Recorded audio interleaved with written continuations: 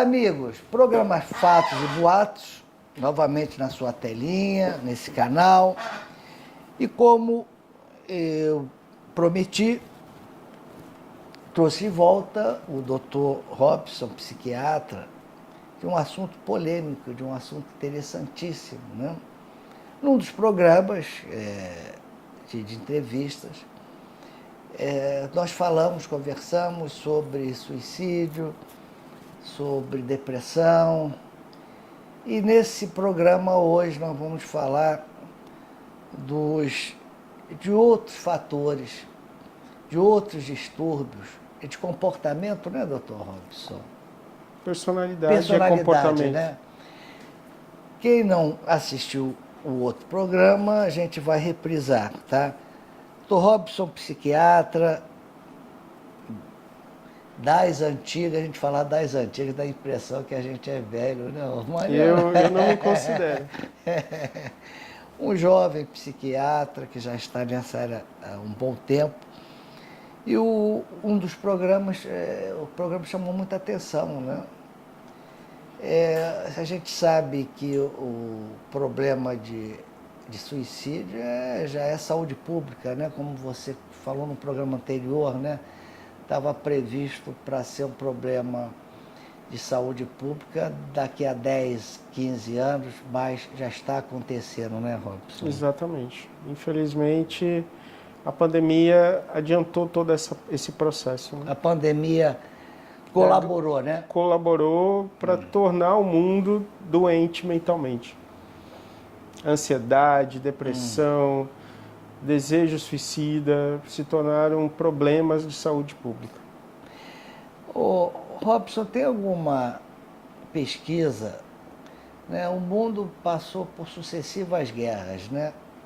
Primeira Guerra Mundial, a Segunda Guerra, depois os Vietnãs da vida, Afeganistão, essas coisas todas, né? Vamos falar, o Brasil, graças a Deus, é um país ainda pacífico, né? Mas lá fora, tem algum trabalho sobre o aumento muito grande de uso de drogas, depressão, suicídio, nesses períodos todos, principalmente os Estados Unidos, que sempre estiveram envolvidos em grandes guerras? Tem alguma coisa assim? Tem. Na época do Vietnã, isso é um estudo, isso não é boatos, é fatos. Na época do Vietnã, os soldados americanos foram submetidos à heroína, porque era uma forma deles sobreviverem ao holocausto que foi a Guerra do Vietnã. Era distribuída a heroína? Era distribuído nas trincheiras para os soldados a heroína, para que eles minimizassem o sofrimento psíquico que aquela guerra trazia aos americanos, aos soldados em especial. E aí quando a guerra acabou, que os Estados Unidos saiu, eles tinham dificuldade com a questão da abstinência. E o que foi provado, e é isso que é uma coisa bastante interessante, sim, que quando aqueles soldados que puderam retornar para suas famílias, retomar suas vidas, aquilo que eles tinham perdido, as relações afetivas que eles tinham perdido, tiveram mais facilidade de lidar com a abstinência e conseguir sair da dependência química da heroína do que aqueles soldados que não tinham relações afetivas fortes, que pudessem estruturar a sua vida novamente. Então esses soldados que estavam já dependentes da heroína, porque é uma droga extremamente causadora de extrema dependência química, que não tinham laços afetivos que os embalizassem, que os dessem base de vida, esses não tiveram não conseguiram aderir ao programa para poder se livrar da droga. Enquanto que aqueles outros que tinham famílias estruturadas, que tinham relações afetivas fortes, esses saíram da droga com mais facilidade. Então, você diria que a família é um suporte fundamental para recuperação. Para o indivíduo que tem problemas com drogas, a família é o suporte que ele mais precisa para ele poder conseguir sair da droga.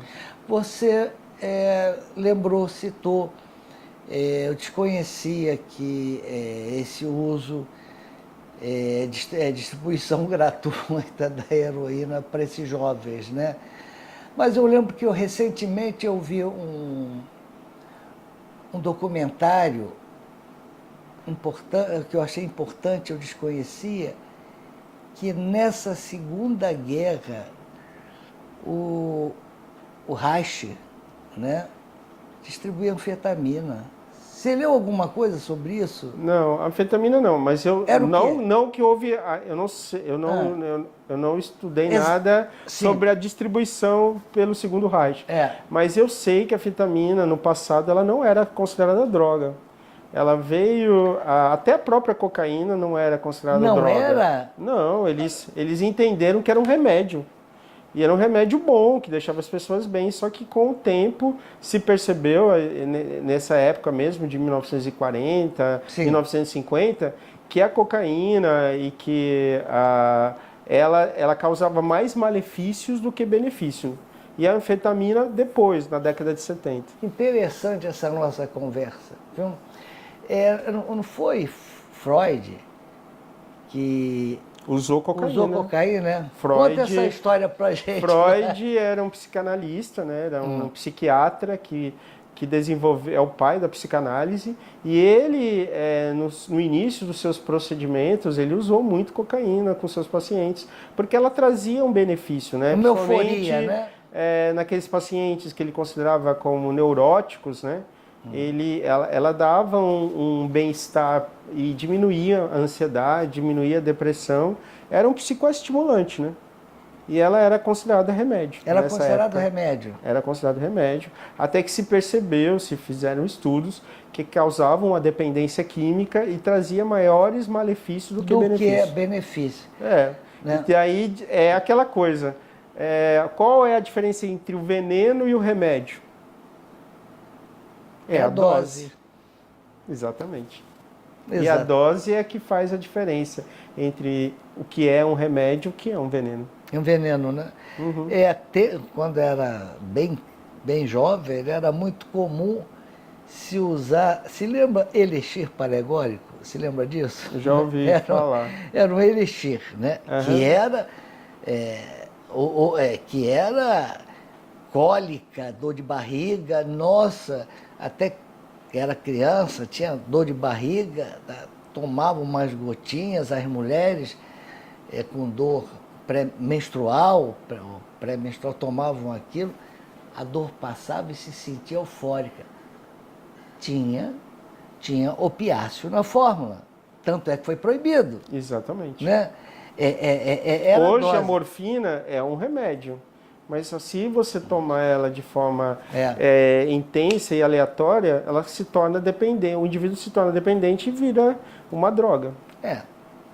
Muitos medicamentos hoje anestésicos são usados, xilocaína, tudo que termina em ina. Tem muitos pacientes que se drogam com propofol, com anfetamina, com morfina, com outros remédios como tramal.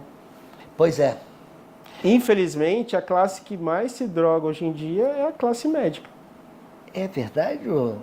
É a classe mais porque tem maior facilidade de conseguir esses medicamentos, né? A dolantina. Então, a classe médica hoje é a classe que mais se droga. Os Estados Unidos está com um problema seríssimo, né? Com tramal, com algo assim. Exatamente. Tá? A gente tem aí hoje muitos pacientes que ficam rodando de pronto-socorros em pronto-socorros atrás de medicamento para dor, mas não ele não está em busca do medicamento para dor, ele está em busca de alimentar o vício dele. A dolantina, o tramal e tudo mais.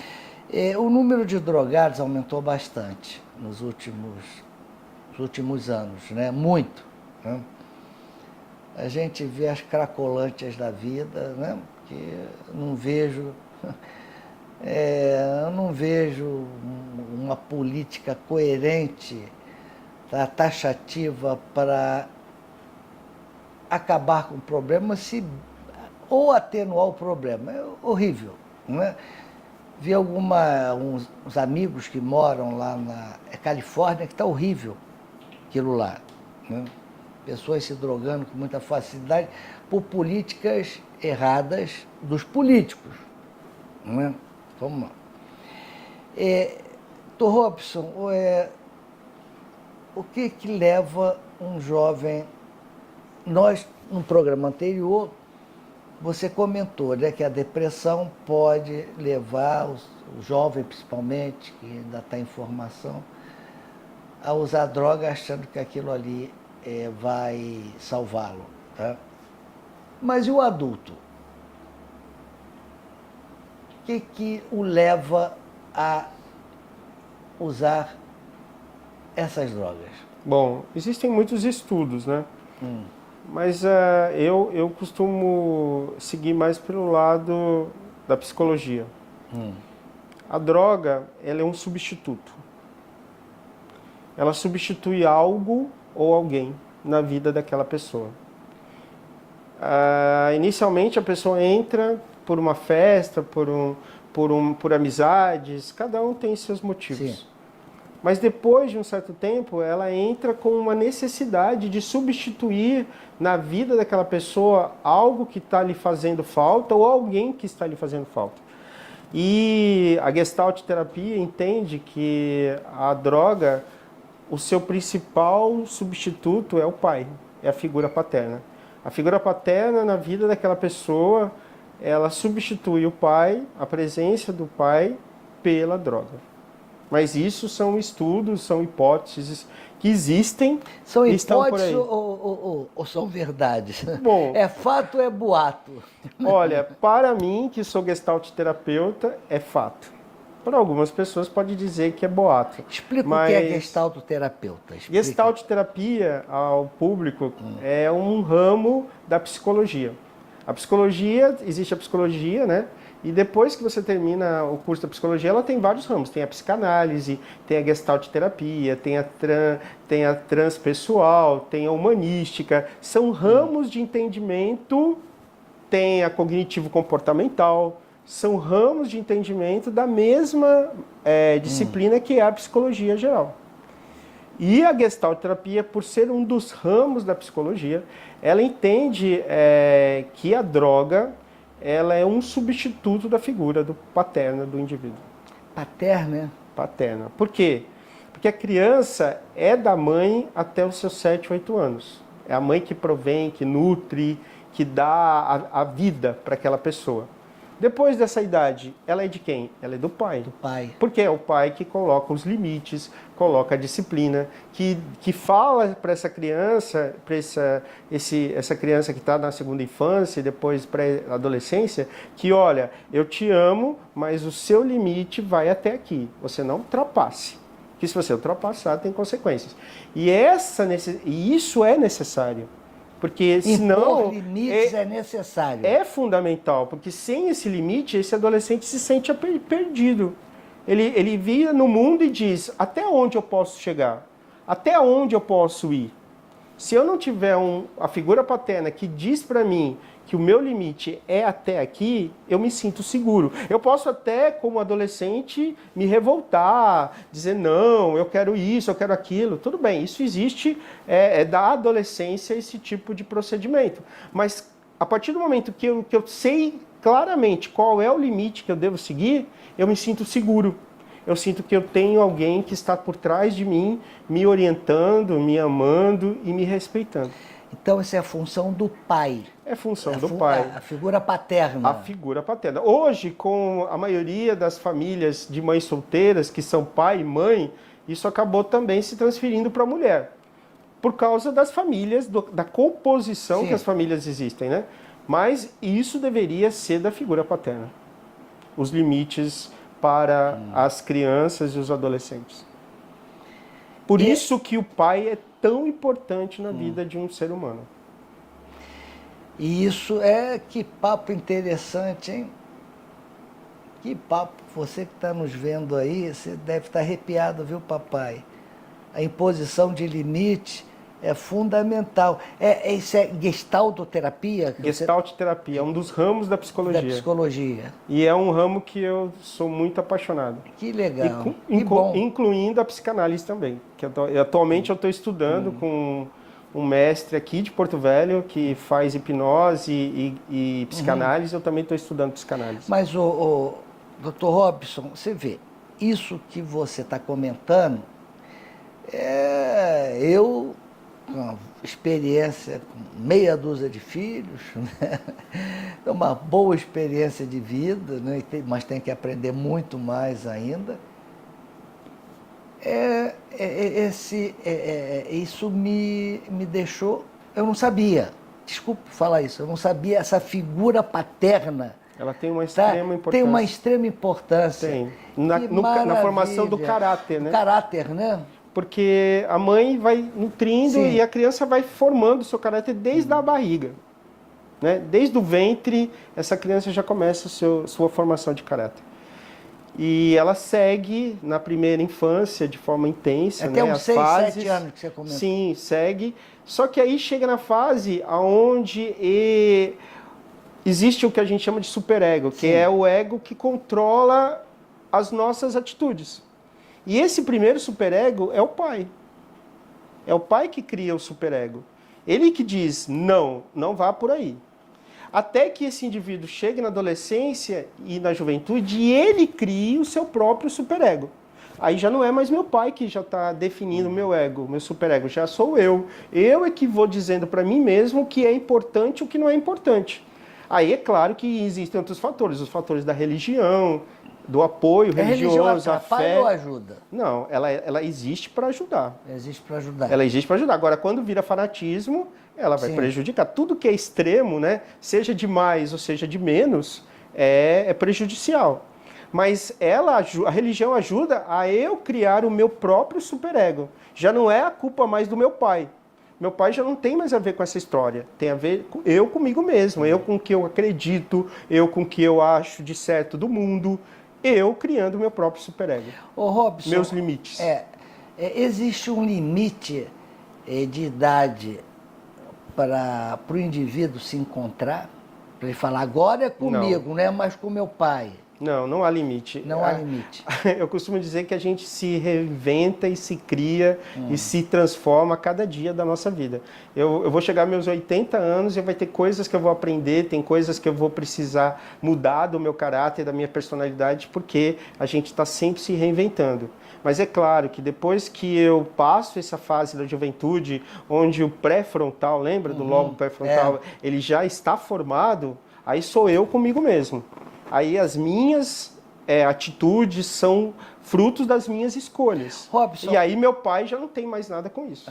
Olha só, nós estamos falando no programa anterior, a minha assessora ali, a minha diretora, está falando para a gente acabar o programa, mas não vou acabar não. Estoura o tempo que essa conversa está... Você vê agora o Dr. Robson se empolgou. Olha só. É porque são assuntos que me interessam. São assuntos que eu estou alegre aqui porque estou aprendendo. Robson, e essas pessoas que têm alguns distúrbios comportamentais que você falou... Personalidade, tá? Essas pessoas têm como entender isso aí? Bom, o que acontece? Durante a minha vida, eu vivo situações traumáticas. Sim. Todo mundo passa por traumas. Alguns traumas são positivos, me ajudam a crescer, me tornar melhor, me tornar mais forte, mais centrado na vida. Agora, outros traumas, né, abusos, violência, todo tipo de abuso, todo tipo de violência, são traumas que não trazem nada de positivo. E esses traumas e esses abusos, se não forem ressignificados, e é o campo da psicologia, ressignificar tudo isso, eles vão tornar uma personalidade. O que é ressignificar? É trazer de uma situação que foi ruim, foi negativa, para algo que traga de bom para aquela personalidade, tornando ela mais forte, mais capaz, mais centrada na vida. E quando esses traumas não são ressignificados, ou seja, transformados de algo ruim para algo bom, eles vão moldando aquela personalidade. E aí que entra os transtornos de personalidade. E nós temos 3 grandes grupos de transtorno de personalidade. Nós temos os ansiosos, né, que são indivíduos ansiosos, ou anancásticos, com personalidades rígidas, transtornos com transtornos obsessivos compulsivos. Nós temos os excêntricos, que são as personalidades paranoides, esquizotípicas ou esquizoides, e temos os impulsivos emocionais, que são os histriônicos, os antissociais e os de instabilidade emocional, que vulgarmente chamado de borderlines. E os narcisistas, eu ia esquecendo os narcisistas, são importantíssimos. Essas personalidades, o que eles têm de igual? É que eles são rígidos em todos os seus problemas, sejam coisas pequenas ou grandes, eles reagem sempre da mesma forma. E essas reações, muitas vezes, são negativas para eles mesmos e para aqueles que estão ao seu redor. Então, entendi. A convivência com um indivíduo que tem um transtorno de personalidade é uma convivência muito difícil. Vamos falar dos impulsivos emocionais. Existe uma frase dentro da psiquiatria que é bem interessante, que diz que ninguém saberá o que é o amor verdadeiro se não for amado por um borderline. Por quê? Porque o borderline ele ama com tanta intensidade, com tanta força, é tão intenso aquele sentimento que ele tem pela pessoa amada, e ao mesmo tempo, quando essa pessoa deixa de ser amada, a raiva, o ódio é tão intenso. É a mesma intensidade. É a mesma intensidade. E ele não consegue controlar isso. Ele acaba tendo reações impulsivas, emocionais. Só que o borderline, diferente dos seus outros co-irmãos, digamos que aqui eu tenho um copo de veneno, tá bom? Os outros seus irmãos chegam, olha, aqui está o copo de veneno, eu quero que você morra, tome o copo e morra. Os outros são assim, o narcisista, o histriônico, o antissocial, tome o copo de veneno e morra. O borderline, diferente dos seus irmãos, ele fala, aqui está o copo de veneno, você está vendo? Tô. Pois eu tomo para que você sinta a culpa da minha morte.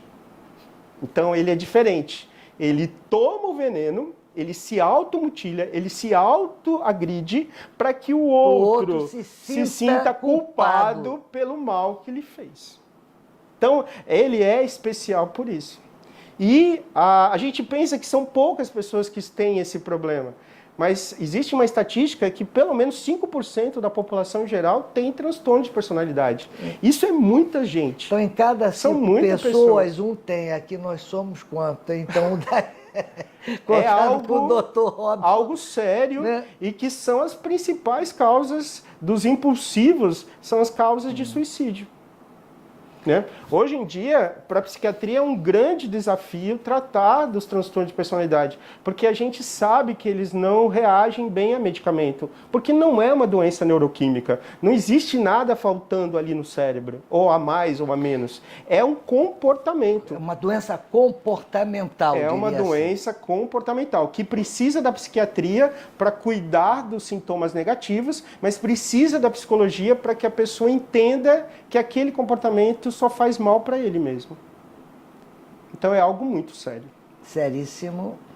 E você tem pego o caso?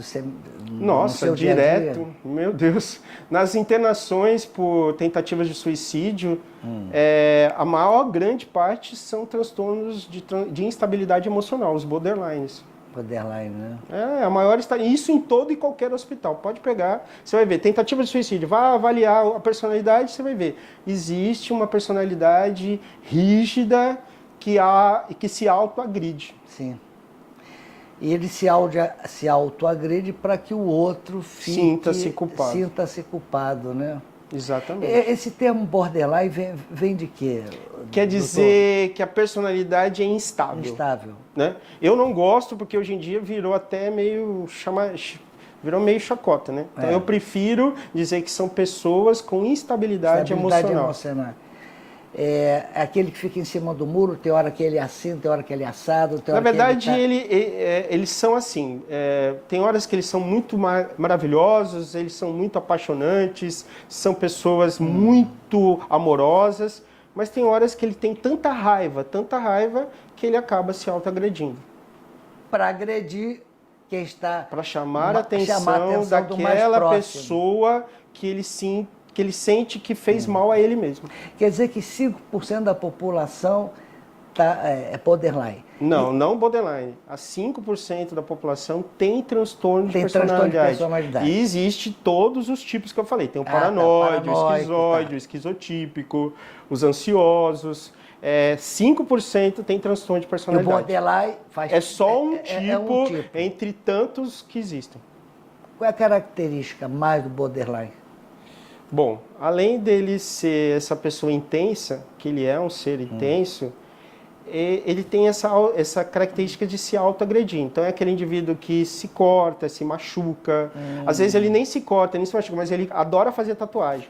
Aí aquele indivíduo todo tatuado, nossa, é bonito, né? Beleza. Não, muitas vezes aquilo, porque quem faz tatuagem sabe, dói muito. Muito! E aquela pessoa se tatua o tempo todo. Por que ele se tatua? Porque ele sente prazer na dor.